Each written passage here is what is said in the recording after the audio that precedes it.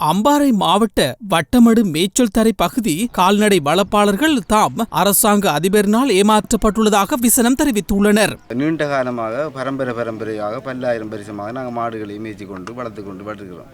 இன்றைக்கு இந்த அரசாங்கம் தூய பசும்பால் வேணும், சுத்தமான பசும்பால் வேணும். சுத்தமான பசும்பாலை உற்பத்தி செய்வதற்கான பிரதேசம் இந்த பகுதியில் காணப்பட வேண்டும். நாங்கள் காலகாலமாக பாரம்பரியம் வைத்து இந்த பிரதேசத்தை கூட இன்று இந்த அரசாங்கம் விவசாயம் செய்கிறது. விவசாயிகளுக்கு எப்பவும் எதிரானவர் இல்லை. விலங்கு வேளாண்மை என்பது விவசாயத்தின் ஒரு பகுதி. விவசாயிகளும் இந்த நண்பர்கள். விவசாயம் எங்களோட ஒரு பகுதி, பிரிக்க முடியாத ஒரு பகுதி.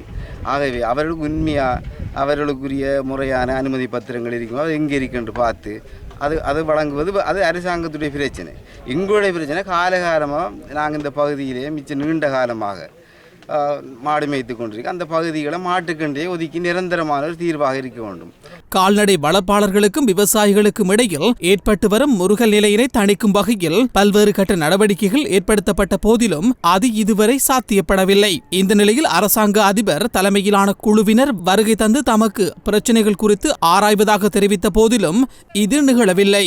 இதனையடுத்து வடக்கு கிழக்கு மாகாண சிங்கள அமைப்பின் தலைவர் சேனாதிபதியே ஆனந்த தேரர், அதன் செயலாளர் உகன சுகுணரத்னகிமி ஆகியோரிடம் கால்நடை வளர்ப்பாளர்கள் நேற்று புதன்கிழமை முறைப்பாடு செய்தனர். அரசாங்க அதிபருக்கு வழங்க இருந்த மகஜரின் பிரதி ஒன்றையும் இவர்களிடம் கால்நடை வளர்ப்பாளர்கள் கையளித்துள்ளனர்.